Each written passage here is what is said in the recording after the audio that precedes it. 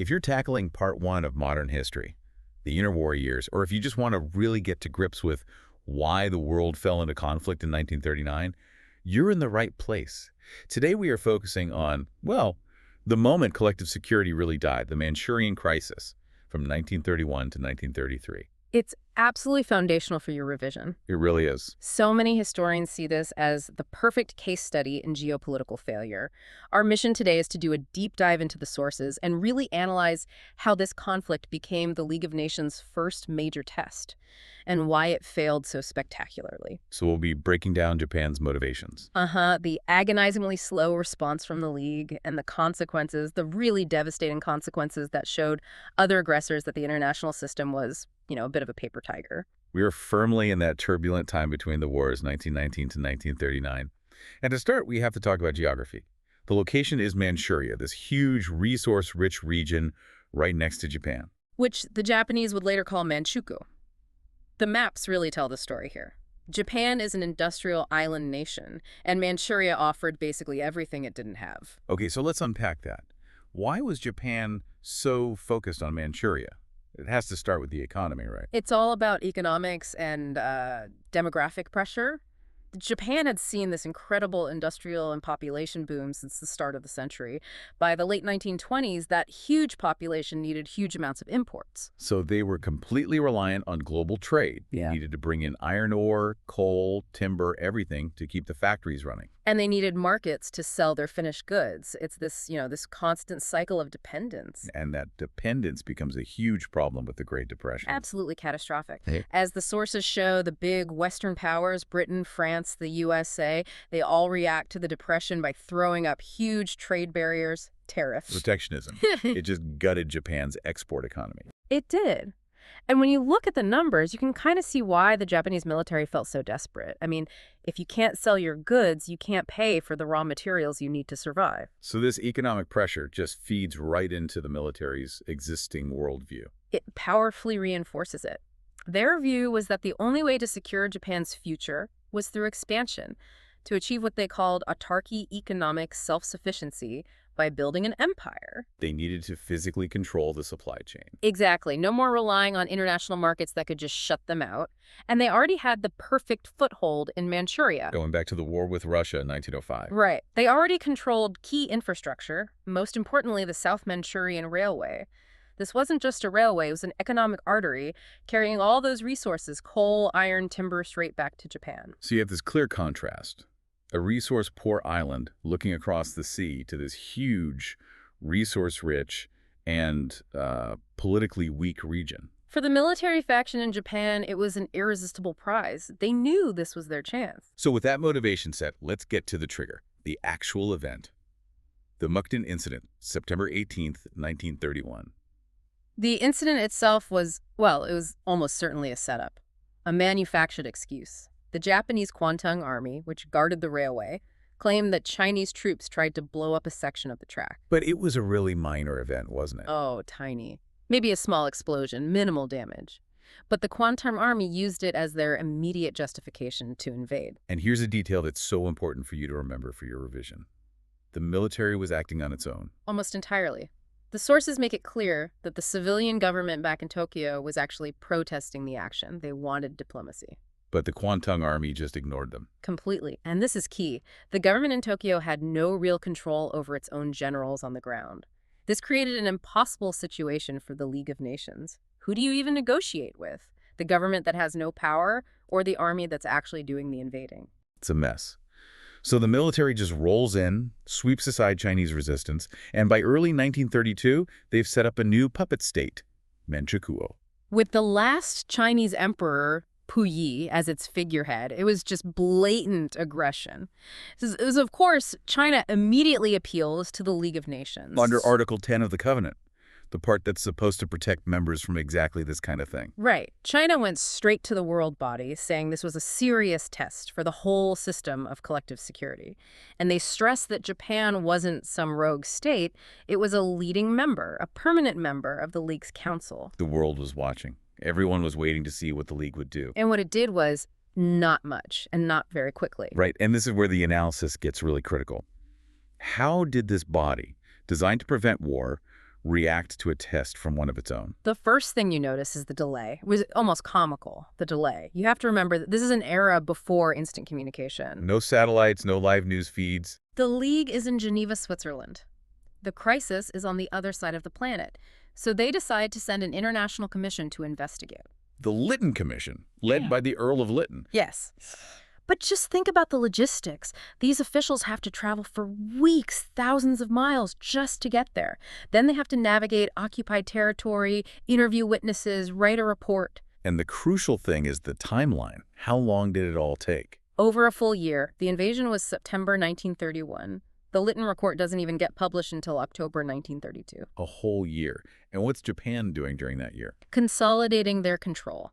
They're building up their puppet state, making their military position irreversible.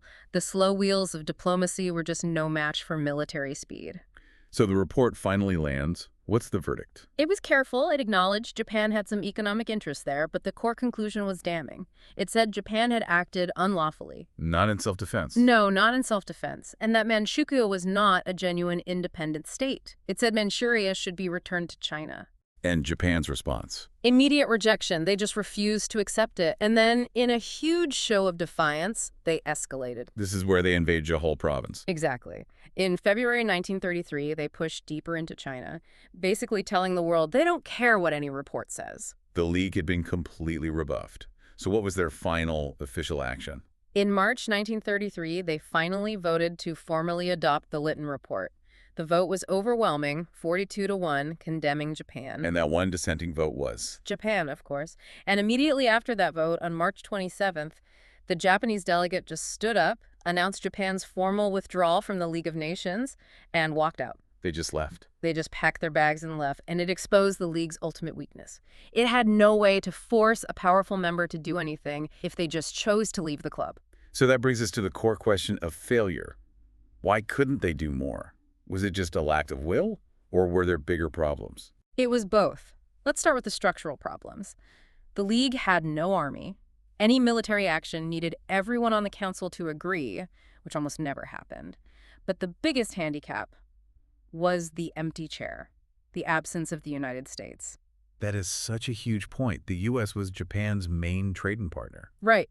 So even if the League had tried to impose tough economic sanctions, say an oil embargo, it would have been totally useless if the U.S. just kept on trading with Japan. Without America, sanctions were just symbolic. Pretty much. And then you have the political failure, which is, arguably even worse.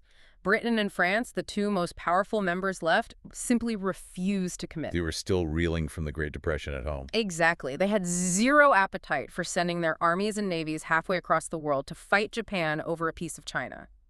I wonder, though, are we being too harsh on them? I mean, could Britain and France have actually afforded a major war with Japan in 1933?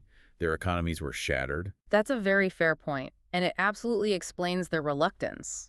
But that reluctance led to total paralysis. They chose their own short-term national comfort over the long-term health of the entire international system. Britain was worried about Japan attacking its own colonies, like Hong Kong or Singapore. And disrupting their trade routes. It was all about their own interests, not some abstract idea of collective security. They failed the test. And that failure sent a very loud, very clear signal to the rest of the world. A devastating signal. Okay, so let's talk about those consequences. This goes far beyond just Manchuria, doesn't it? Oh, absolutely. The biggest consequence was the total collapse of credibility. Japan got away with it. They proved that the League was toothless if a powerful state was determined enough to break the rules. The whole principle of collective security was just shown to be optional. Exactly. And that set an incredibly dangerous precedent. I mean, if you're an aggressive leader like Hitler in Germany or Mussolini in Italy, and you're watching this whole thing unfold, what's the lesson you learn? The lesson is, go for it. Move fast, and the League will just talk. They'll write a report, but they won't actually stop you. It was a green light. A green light for future aggression in Abyssinia, the Rhineland, Austria, all of it. And the sources really show this sense of despair. That quote from Edvard Beneš, the Czechoslovakian leader, is just chilling. It is. He called the League a dead thing after this. And he wasn't just being dramatic. He saw what was coming. He warned that the world had maybe 5 years before us, perhaps 6, before a bigger war. He was tragically right. The invasion of Poland was 6 years later. It was. And you can see this feeling reflected in the political commentary of the time, too. The famous 1933 cartoon by David Lowe really captures it. The one that shows the dictators laughing at the League. Yes, it perfectly summarized the public mood. It showed that the core failure wasn't, some rule in a book. It was a failure of will, a failure of the big powers, Britain and France, who just chose to look the other way. They picked short-term stability over the rule of international law. And in doing that, they basically demolished the entire post-war peace framework. They showed every other dictator on the planet that the system was broken. Which is why, for your revision, the Manchurian Crisis isn't just some side story. No, it's the event that really starts the clock ticking towards World War II. So this deep dive is, as you said, absolutely crucial. Let's try to condense this down.